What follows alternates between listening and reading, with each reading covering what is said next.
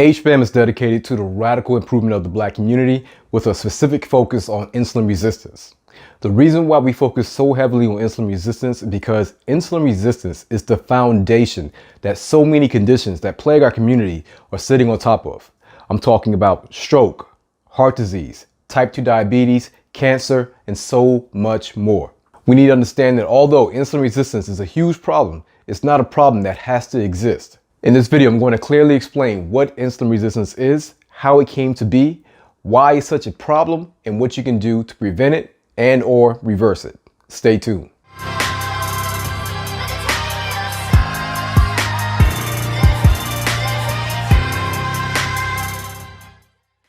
What's going on, family? This is Edward Williams, licensed physician assistant and founder and creator of Health by Any Means Necessary, and I want to welcome you to our channel where we talk about all things Black health improvement and insulin resistance. So if you're new around here, go ahead and click the subscribe button, hit the little bell, that way you can be notified every single week when we drop a new video or do a live. All right, so before we jump into the topic of insulin resistance, first I need to go over what we call Health Defense 101. Health Defense 101 deals with the basic anatomy and physiology. This is just so we can understand how the body works on a normal basis. That way we can understand what happens when things go wrong. So let's go through that first. So in your body, you have an organ called the pancreas. The pancreas is a small organ. It sits more so on the left side of your body, right behind your stomach. It's about the size of your hand. Now, the pancreas is responsible for secreting several hormones, but for the sake of this video, we're going to talk about two. One is insulin, the other one is called glucagon. All right, so let's start with insulin. So insulin is a hormone that is secreted by the pancreas. Insulin has several functions, but as it pertains to this video and this topic, we're going to talk about two of those functions. One, insulin is an anabolic hormone. This means that it helps the cells to build up and to grow. And two, insulin is a storage hormone. This means that it helps our bodies to store nutrients, and it's going to store nutrients in the cells. That way the cells can use those nutrients to create more cells or for energy. So when we eat food, all of the food we eat are composed of what they call macronutrients. Macronutrients are your carbohydrates, your proteins, and your fats. Now, when you eat food, your body can't use that food in the current form that it's in. And so your body's going to break down that food into smaller nutritional units. In the case of carbohydrates, it's going to break it down into what they call glucose. In the case of proteins, it's going to break it down into what we call amino acids. And in the case of fat, it's going to break it down to what we call fatty acids. Now, remember when I told you earlier about insulin being a storage hormone? So once we eat, all of those nutrients are going to be absorbed into the bloodstream. Now, in the case of carbohydrates, which are going to be broken down into glucose, glucose is going to stimulate the pancreas to release insulin. The reason why the pancreas is going to do this is because insulin will now act on the insulin receptor on your cells. We have trillions of cells and they all have insulin receptors.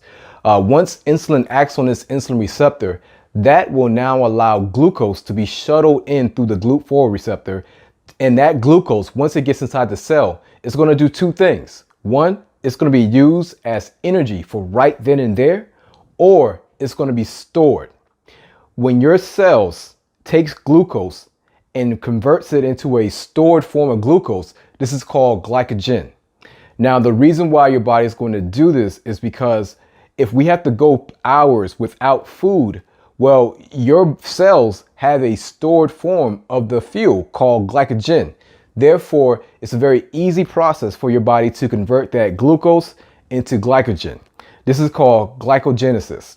Now, the reverse is also easy for the body as well. When the cell is going to break down that glycogen and turn it into glucose, this is a very easy process for your body. It's called glycogenolysis. This is the breaking down of glycogen into glucose so that your cell can now use that for fuel. Overall, we need to understand that the body is all about stability, balance. In science and biology, we call this homeostasis. Not too high and not too low. Your body has multiple built-in mechanisms to make sure that the body is staying right there in homeostasis. In the case of blood sugar, your body wants to make sure that you stay between a range of 70 milligrams per deciliter all the way up to 120 milligrams per deciliter. Now, If your body at any time senses your blood sugar going too high or too low, it's going to do one of two things. One, we're already familiar with. It's going to secrete insulin. Insulin secreted from the pancreas will now come in and it's going to help shuttle that glucose into the cell. However, in the case where your glucose is going too low, your body is going to secrete that second hormone that I told you about, and that's called glucagon. If you listen to the name glucagon, this is how you can remember the function of glucagon. Glucagon will now be released from the pancreas, and its job will be to knock on the doors of those cells and tell them to turn that glycogen into glucose so that it can be used as energy. Once again, glucagon is going to make sure that your body is converting the glycogen into glucose so that it can be used. The reason why the body is doing this is because, once again, too high is an emergency because it can cause a diabetic coma. It can also cause inflammation and damage to the arteries, the lining of the arteries. However, being too low is an emergency for the body as well, because this as well can cause what they call a diabetic coma. Your brain needs a constant supply of glucose. And if you're not getting that constant supply of glucose, this is an emergency. Make sure we understand that part. Too high is an emergency, too low is an emergency. Your body wants to stay right there in the middle. For the body, it's going to be 70 milligrams per deciliter, all the way up to 120 milligrams per deciliter. Your body balancing this back into the middle is what it's supposed to do. That is natural. That is a mechanism. Now, here's the next part that you need to know. So when it comes to storing glucose, your body has really two ways of storing that glucose. One we already spoke about, glycogen. The next way your body can store that glucose is called converting into fat. Taking glucose and converting it into fat is a process called de novo lipogenesis. Now, regardless of the form that glucose is stored in, there's only three places that stored glucose can be stored in. The first place is your muscle cells. So your body will store glucose in your muscle cells as glycogen or as fat. It doesn't want to store it as fat. Or your body can store glucose inside of your liver cells, your hepatocytes, as glycogen, or it can store it as fat. It doesn't want to store it as fat. Or your body can store glucose in the form of fat in the fat cells, the adipocytes. This it wants to do if it needs to. Now, an important question to ask is, we talked about how the cell has a max capacity for glucose. The next question would be, does it have a max capacity for glycogen? And if you're asking yourself that question, that's a very intelligent question, because this next part is very important to understand, because this is where the medical community and the healthcare system as a whole goes wrong when it comes to this whole thing about type 2 diabetes and insulin resistance. So what does the body do when it becomes filled to capacity with both glucose and glycogen? In that case, your body understands that your cells are at full capacity. And it also understands that if we try to force any more glycogen or glucose in that cell, it's going to wreak metabolic havoc, also known as intracellular AGE, advanced glycation end products, which is something I'll explain in another video. However, what you need to know is that your body does not want to do this. Once your body or your cells have realized that we are at full capacity with glucose or in glycogen and we can't take on any more, we are going to down-regulate the insulin receptors. Your body's down-regulating the insulin receptors because the insulin receptor is allowing insulin in, which is allowing the glucose to come in.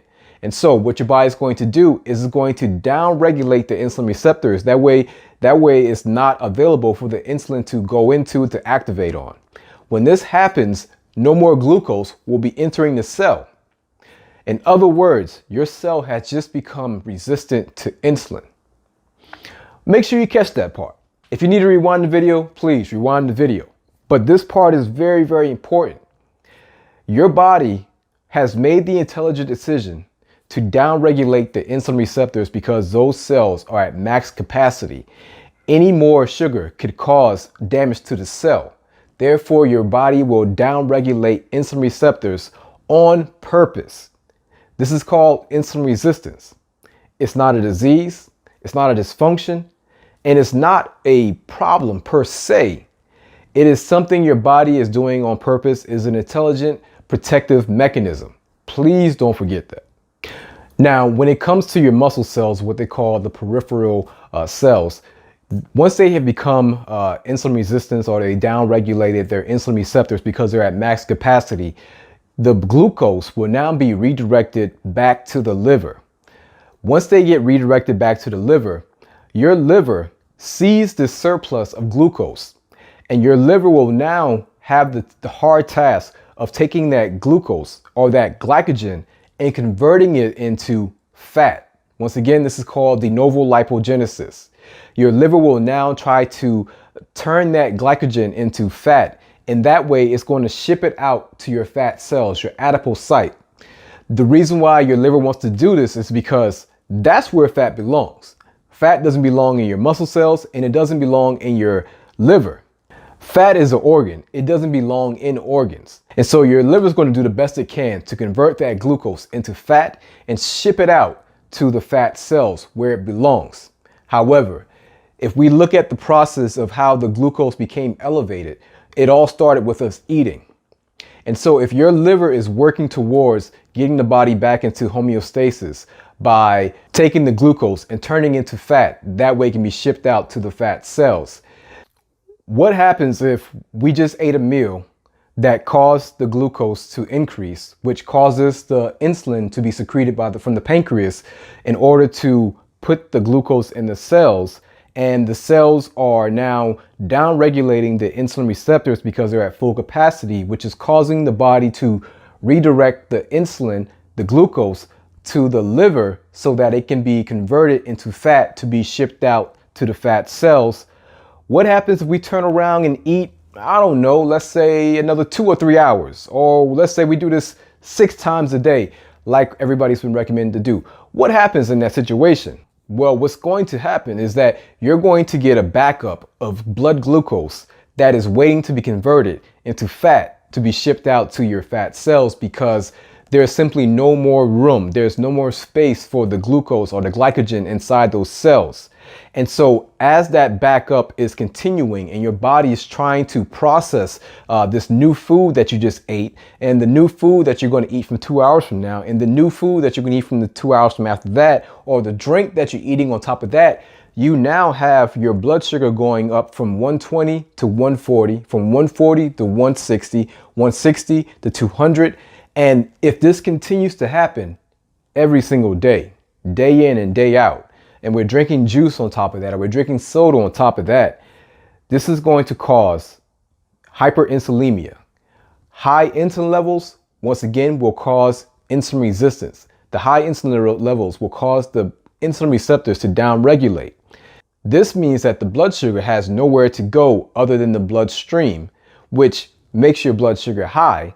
The blood sugar being high is going to be noticed by the pancreas, which is going to secrete more insulin, which is going to make you more resistant, which is going to cause more glucose. You see this vicious cycle that's happening?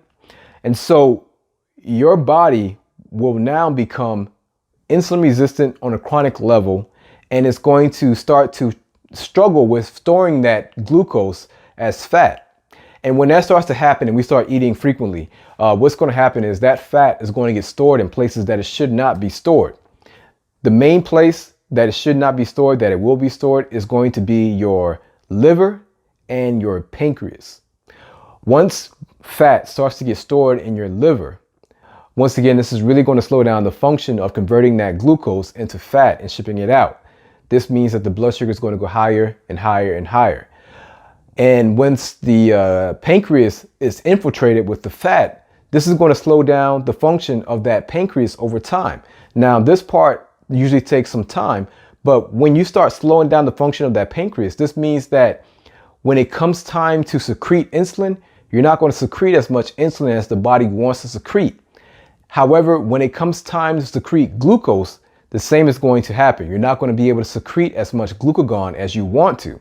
And so you're going to have a situation where it looks like your pancreas is no longer functioning.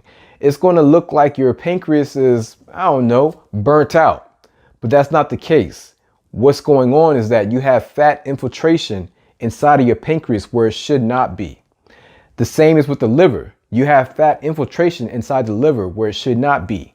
In both situations, we call the fat in the liver fatty liver and the fat in the pancreas fatty pancreas. So that whole thing that I just explained is called insulin resistance. And what we need to understand is that, once again, insulin resistance is not a disease, it's not a dysfunction, and it's not a malfunction. This is a protective mechanism. This is an intelligent response by your body. This is what your body's supposed to do. What else do we expect it to do in the face of that type of situation? If your body does not have the wherewithal to act in the face of reality as far as high blood sugar and high insulin, then we have major problems. And so if it's a protective mechanism, which it is, then we need to understand that it has been activated. And that's why I call it insulin resistance activated. So we need to figure out how insulin resistance was activated. And there's several things that will activate insulin resistance. The first one is nutritional colonizers. Now, for those who are not familiar with my work, I'll do a brief overview of what nutritional colonizers are. However, stay tuned, make sure you subscribe to the channel because everything that I'm saying, I'm going to explain more in depth coming up. But nutritional colonizers are simply processed foods. Now, the reason why I call them nutritional colonizers is because we have to understand that these processed foods, they act in two ways. One, they wreak metabolic havoc by coming into your body and increasing the glucose, increasing the insulin, and increasing inflammation. These foods, they have no fiber, no nutrients. They are stripped of anything that could be valuable to it. And so on one hand, you have the processed foods that are wreaking metabolic havoc. And that is already a problem. However, there's another campaign to these nutritional colonizers, and that is the stripping away of your natural resources, also known as your vitamins and your minerals. So your body is intelligent enough to heal, recover, and repair from the first attack with the nutritional colonizers, the first attack of the processed foods. And the way your body would naturally defend itself and recover and heal is by utilizing the minerals in the body, such as the calcium, the magnesium, potassium. Your body already has weapons to defend itself. The problem with the processed foods, there's multiple problems, but one of the problems with the processed foods is that not only does it cause inflammation, high insulin, and high glucose, but it's also robbing your body of its natural resources. It's robbing your body of the calcium, the potassium, the magnesium. It's robbing your body of the vitamin D, the hormone D, which is a huge problem.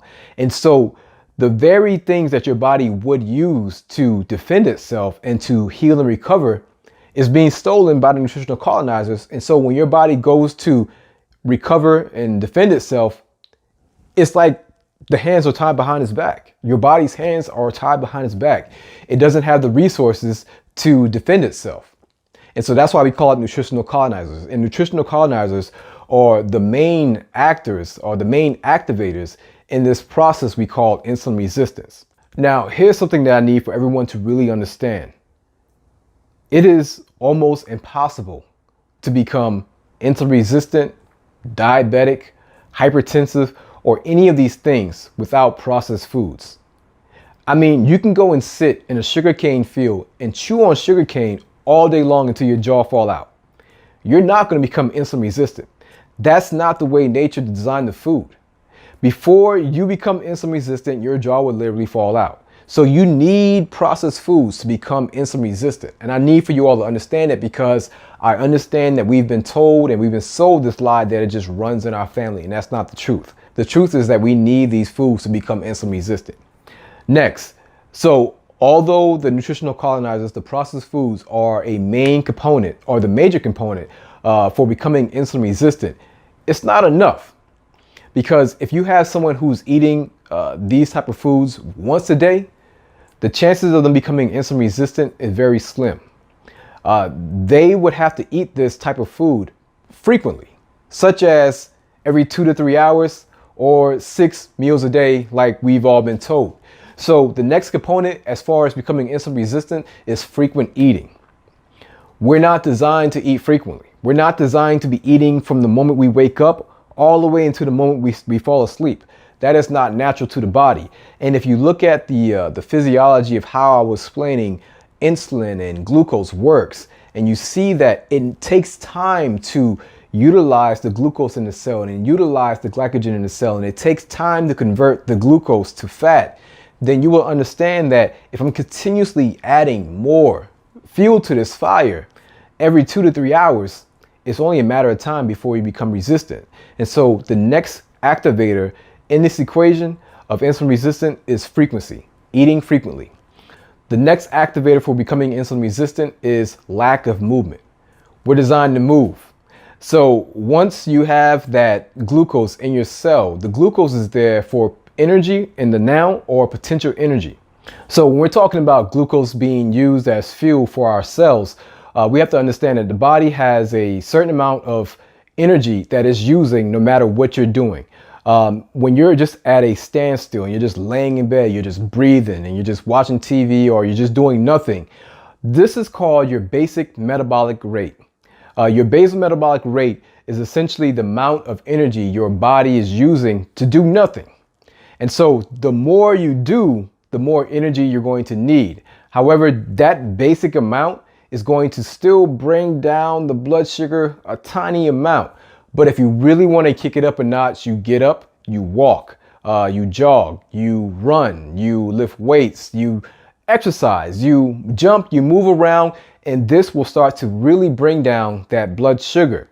And this is why not moving, it allows that problem to remain the same because you're not really using much fuel. And so the excess fuel that you have, you're not even using that. And so it's just staying in the bloodstream. However, when you start to move around, you really start to get the heart pumping, you start breathing hard, well, that requires energy. And luckily for you or anyone in this situation, you have more than enough energy that will be utilized by the cells.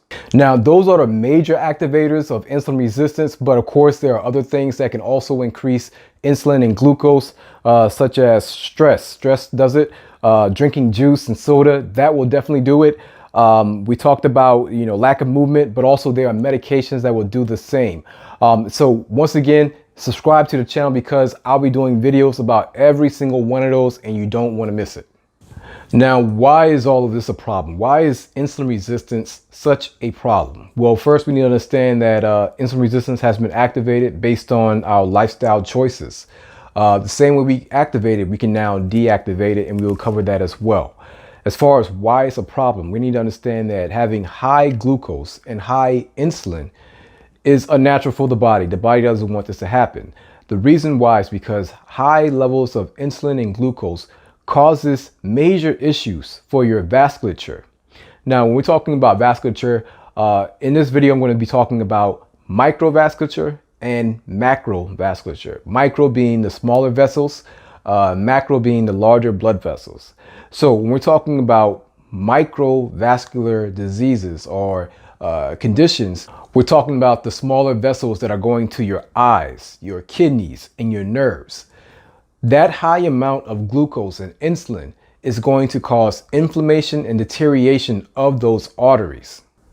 And when this deterioration starts to happen, in the case of the eye, when it starts to cause damage to those vessels, specifically to the retina, this is going to cause retinopathy, which leads to blindness. To your kidneys, it's going to cause what they call nephropathy, which leads to kidney failure. And in the case of your nerves, it's going to cause neuropathy, which leads to the tingling and the numbness that so many people feel and deal with. Now, the same way that the insulin and high glucose is causing damage to the smaller vasculature, it's going to cause damage to the larger vasculature as well too. And this is what we call macrovascular conditions. This is going to be the vasculature leading to your brain, your heart, and also to your extremities, your legs. When this damage is occurring and inflammation is occurring, you're going to run the risk of having atherosclerosis, which is the buildup of plaque, arteriosclerosis, which is the stiffening of those arteries. Those arteries will now try to repair itself. That repair may break off and cause what they call a clot or embolism. And when this all happens, it's going to cause larger problems such as a stroke, heart attack, or what we call PAD, which is peripheral arterial disease. This is pain in the legs when people are walking. And as if those weren't enough, high insulin levels is going to affect all areas of your body. And this is why they call it the whole body disease when they're talking about high insulin levels, because really no organ or no part of your body is going to be spared. And so for women, the ovaries are going to be affected, and that's called PCOS. For men, the testicles are going to be affected, and that's called gynecomastia, hypogonadism. Also, the brain is going to be affected, Alzheimer's, dementia. And also, when we think about what insulin does, insulin is an anabolic hormone. It helps with cell proliferation, and high insulin levels has a high correlation with cancer, which is the out of control growth of cells to the point where it causes death. Also, high insulin and glucose levels make the perfect environment for infections, fungal infections, bacterial infections. It makes it very hard for people to heal when they get sick. They're slower to recover from an abrasion or some type of wound. They get more UTIs. They also get sicker faster. And so there's so many things that takes place when you have high glucose and high insulin levels, or when you're just insulin resistant. And this is why it's such a huge problem. And when we look at our community, we can see the heart disease, we can see the stroke, we can see the high blood pressure, the obesity, we can see all of these things. And that's why it's something that we focus on intensely. All right, so we spoke about what insulin resistance is. We also spoke about how insulin resistance is created. We talked about the problems with being insulin resistant and all the complications that come along with it. Now, how do you know if you are insulin resistant? Well, there's several things you can do. We have what we call signs and symptoms. Signs are things that can be verified by a third party. So it's not only something that you experience, it's something that everyone else can also see. This will be something like checking your finger stick. So you see it, I see it. We see that it says 200. I see it says 200. I'm insulin resistant. Also, by getting blood work, if you check your A1C, yes, that is a way to tell if you're insulin resistant. More specifically, that tells you if you are type 2 diabetic or pre-diabetic. If you are in the range of what they call 5.7 all the way up to 6.4 is what they consider to be pre-diabetic. And if it's above that 6.4, you are what they consider to be diabetic. So the A1C, hemoglobin A1C, is a blood marker that pretty much tells you your average of blood sugar for the past 3 to 4 months. That's a good lab to get to find out if you are pre-diabetic or diabetic, but it won't tell you for sure if you are insulin resistant. And I've seen this plenty of times because I've been seeing patients for so long, and I've seen so many patients dealing with this very condition where I can be doing a physical examination and this patients tell me that they know for a fact they're not diabetic, and they're right. They could very well be right. However, I'm seeing certain markings, I'm seeing certain things on the physical exam, and I know that they're insulin resistant. And so in order for me to really find out, I need to order what they call a fasting insulin level, a fasting plasma insulin level. Now, this is a test that most people miss, most people are not aware about. Most times they won't be ordered because your insurance probably won't pay for it. So much for that. However, if your fasting insulin level is above a 5, then you are insulin resistant at some level. Your insulin level should be below 5 in order for you not to be insulin resistant. And so that is really the definitive test. Also, there is what we call a 2-hour oral glucose tolerance test. This is where you're drinking like 75 grams of sugar. It's very hard in the body, but that will definitely let you know if you're insulin resistant, because you're going to now see just how your body's responding as you're drinking that drink for the next 2 hours, and how well the body's dealing with that high amount of sugar and high amount of glucose. And so there's going to be other signs and symptoms to really figure out if you might be insulin resistant. And so in the case of symptoms are things that only you can actually experience and you feel. This would be something like back pain. You know, if you have back pain, I just have to take your word for it. I can't feel it, but you can feel it. If you have tingling and numbness in your feet and your legs, I just have to take your word for it. Those are symptoms. Symptoms are things that only you are experiencing. So to really kind of give you the full signs and symptoms of being insulin resistant, what I'm going to do is read from my brand new book called Done with Diabetes. This is 5 simple strategies to reverse diabetes, get off medications, and avoid complications in 90 days. Brand new book. It's completely free. All you have to do is pay the shipping. And if you want to get that, click the link below and you can get your copy shipped out to you. And actually everything that I'm talking about is coming straight from this book. So go ahead, get your copy. So as far as the rest of the signs and symptoms of being insulin resistant, we're talking about fatigue, acne, skin tags, increased hunger, brain fog, difficulty concentrating, weight gain, especially around the midsection, difficulty losing weight, high blood pressure, high cholesterol, dark skin patches called acanthos nigricans, irregular menses, breast enlargement in men, erectile dysfunction, frequent urination, blurry vision, excessive thirst, frequent infections of the skin, urinary tract or vagina, poor wound healing, irritability, tingling in the hands and feet. So as you see, there's a lot of signs and symptoms that could denote the fact that you might be insulin resistant. But to know for sure, make sure you speak with your practitioner, get the lab work, also by, gathering your signs and symptoms that you have experienced as well too. And that can let you know if you are insulin resistant. Now, once you find out that you might be insulin resistant or you're someone who wants to prevent insulin resistance, what do we do? So once again, I'm pulling from this brand new book that I just wrote. It's called Done with Diabetes, 5 Simple Strategies to Reverse Diabetes, Get Off Medications and Avoid Complications in 90 Days. So in this book, I talk about 5 strategies. And these 5 strategies, once again, I'm going to keep on talking about these 5 strategies because they're simple, they're practical, and they're sustainable. And these 5 strategies, the biggest obstacle that I have to deal with when it comes to these 5 strategies is that it seems too simple. It seems too easy. And I understand why people would feel like that because you're taking medication after medication, you're doing injections, you're doing all these examinations, you're taking a metformin with a sulfonylurea like glimepiride or glipizide, you're doing the Toujeo, you're doing the insulin injections, you're doing all of these things and you're going to the medical facilities and they have all of their multi-million-dollar tests and labs and diagnostics and they're doing all of these things. You got people who have white coats and stethoscopes and surely they know what they're talking about. And so when I come and I give you these 5 simple strategies and you're like, that's going to fix my problem. And I'm like, yeah, I understand that it's hard to believe because you've been told so much except for these 5 simple things that it's hard to really believe that it's going to work for you. And so what you need to understand is that what I'm giving you in this book and also what I'm giving you in this video is something that I've seen work with hundreds of patients, members, and clients. All right, so when it comes to the first strategy is just say no. And just say no pertains to the nutritional colonizers. So I talked about nutritional colonizers earlier in this video, but you need to understand that once again, it's almost impossible to become diabetic or insulin resistant without the use of processed foods, also known as nutritional colonizers. And so this is a huge issue. And it is a major part of this insulin resistance equation.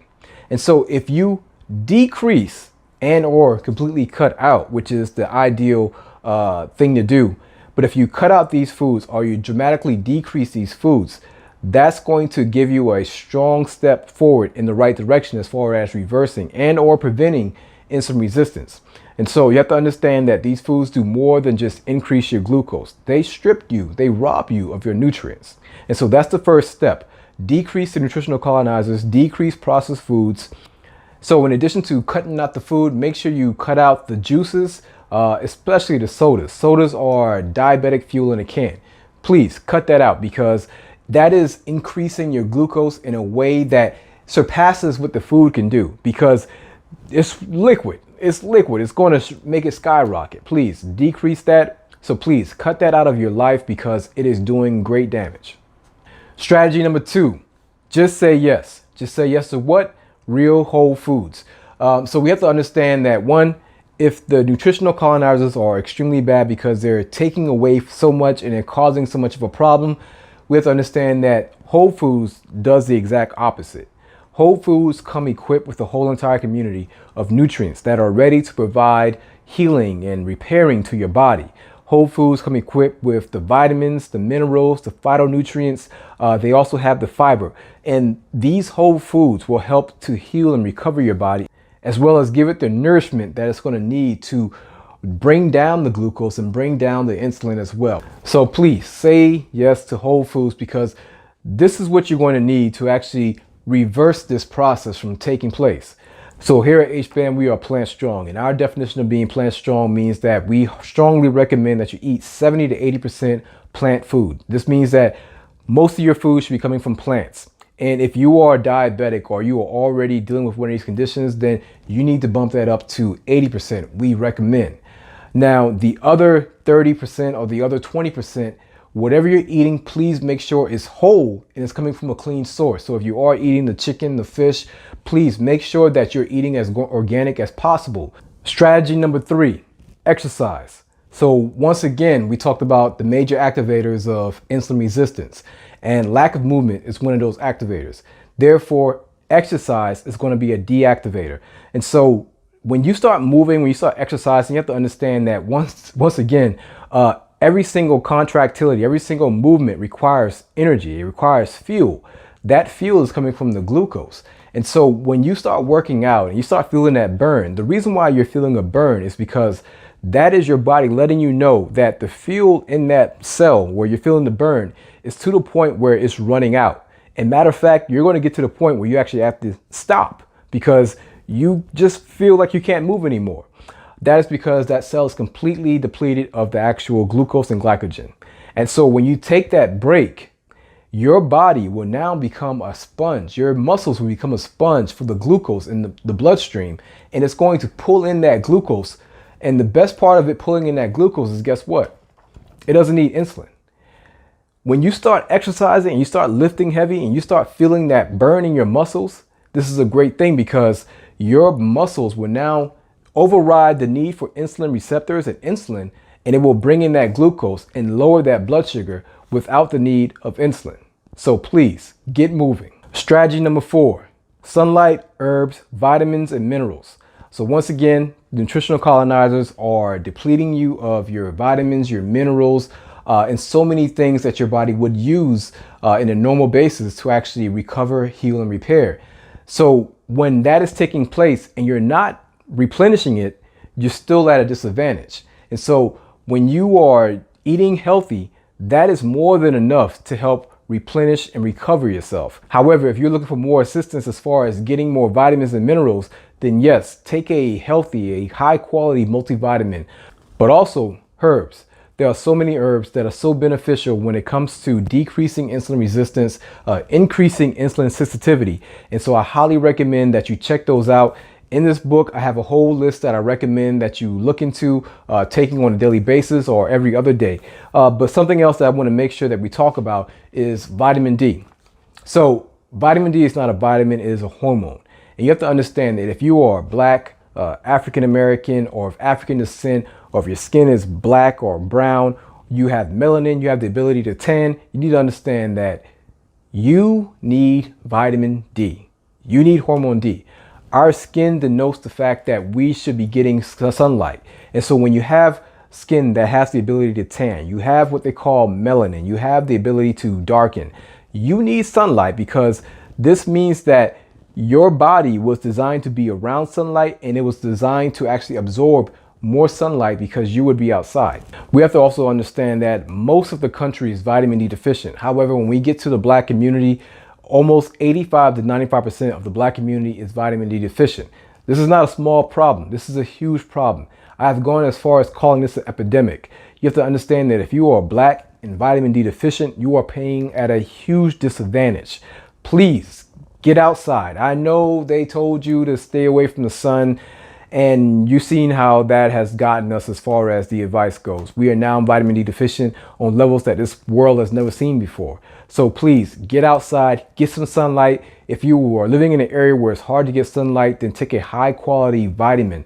But also make sure you understand that vitamin D in a bottle that's coming in the form of a capsule can't compare to the actual sunlight. So please get outside. And next, but certainly not least, fasting. Fasting is my gospel. Fasting is king. Fasting is everything. Fasting is the one thing that I know for sure, without the shadow of a doubt, that if we as a community grasped onto it and practiced it, it would radically improve our health conditions overnight. Now, when you look at the physiology of what I was talking about with glucose and insulin and glycogen and the liver having to convert glucose into fat and ship it off, how do you think not eating would fit into this whole entire equation? When you eat, glucose goes up, insulin goes up. When insulin goes up, you are storing. If you're storing, you're not burning. However, when glucose goes down, over time, your body's going to start to need more fuel. When your body needs more fuel, it's going to convert the glycogen into glucose. When you convert glycogen to glucose, your body only has a limited supply of that glycogen. And so it's going to get to the point where eventually that glycogen is going to run out as well. Luckily for us all, the body is intelligent enough to turn the fat into glucose and continue to use that as fuel. This is what happens when we start fasting. Your body will switch fuel sources. They call it the metabolic switch, when your body's going from glucose to fat as fuel. This is extremely healthy. When your body does this switch on its own, this is extremely healthful. This is going to now decrease the amount of fat that you have in your liver, as well as your pancreas, but overall in your entire body. Fasting is a complete game changer. And fasting alone, I've seen fasting alone reverse insulin resistance and diabetes, while the other metrics stay the same. I've seen patients just do the fasting, just eat one meal a day, or do 24 hours or a 48-hour fast, and be consistent with the intermittent cycling of the fasting, and reverse insulin resistance and reverse diabetes and get off medications. That is how strong fasting is. Now, of course, I recommend that you do all of these habits that I'm telling you about. I recommend that you do all of these strategies that I'm telling you about. However, if they all seem overwhelming, all right, cool, I get it. But please, at least fast. And when I'm talking about fasting, I'm talking about 16 hours a day, 18 hours a day. If your last meal is at 6 p.m., do your best not to eat anything until the next day at 12 noon. Just drink water the whole entire time. Trust me, you will be extremely surprised and pleased at what happens. Now, of course, if you're on medications, check with your doctor, check with your healthcare provider to get advice, because he or she has the knowledge to assist you in that situation. But knowing healthcare, they probably don't have the information. They probably don't have the knowledge. Come on, chill out. You bro. ain't got the answers. Kanye, You ain't got the answers. I'm asking you. You a ain't been question. doing the education. Bro. You ain't been doing the education. So you may have to look up this information by yourself. And a good start is by getting this book, Done with Diabetes. So click the link in the description if you want to get this book. All right, everybody. So this wraps up the video. This wraps up Insulin Resistance Explained. So in this video, just a quick recap. We talked about what insulin resistance is. Now we understand that insulin resistance is not a disease. It is not a dysfunction. It is a protective mechanism. This is what your body is supposed to do when it's faced with a surplus of energy. Then we talked about how insulin resistance is created. We understand that processed foods, also known as nutritional colonizers, plus eating it frequently is enough to cause insulin resistance. We also understand that lack of movement also assists in creating insulin resistance. Then we talked about why insulin resistance is such a problem. We understand that the insulin being high and the glucose being high is going to cause damage to our smaller vessels and our larger vessels, leading to things such as blindness, kidney damage, heart attacks, strokes, and so much more. Then we talked about what to do to prevent and reverse insulin resistance. So please make sure you go back through and you watch this video. Also, please make sure you share this video, like this video, subscribe to the channel, because I'm going to continue to release more and more videos about everything we spoke about in this video, but in an individual way. And please share this video. Share this video. There's so many people dealing with this condition. They have no idea what it is. No one's ever explained it to them. They're just taking medications. They have no idea what's going to happen, what to do next. They feel hopeless. They feel lost. Please share this video with them to help them get started in the right direction. Share this video with them to help them feel empowered and to actually know what actions they need to take, but also let them know that this is preventable and reversible. All right. Also, don't forget to click the link in the description to get your free copy of Done with Diabetes. I'm telling you, this book is great to help you understand what diabetes and insulin resistance is. But not only that, it gives you a step-by-step 90-day plan on how to reverse it. So make sure you pick that up. Let's make a great gift for yourself or for a family or friend. All right, everybody. So thank you so much for watching this video. I really hope I was able to help you out in understanding what insulin resistance is, as well as what to do to reverse it and prevent it. Please make sure you subscribe to the channel. Make sure you share this video out with your family and your friends and anyone who could benefit from this information. Also, do me a quick favor and let me know below in the chat what you would like to see me talk about as pertains to Black health improvement. All right, so this has been your brother, Edward Williams. And as always, please remember, this is our community, our responsibility. We have what it takes, so let's get it. Peace.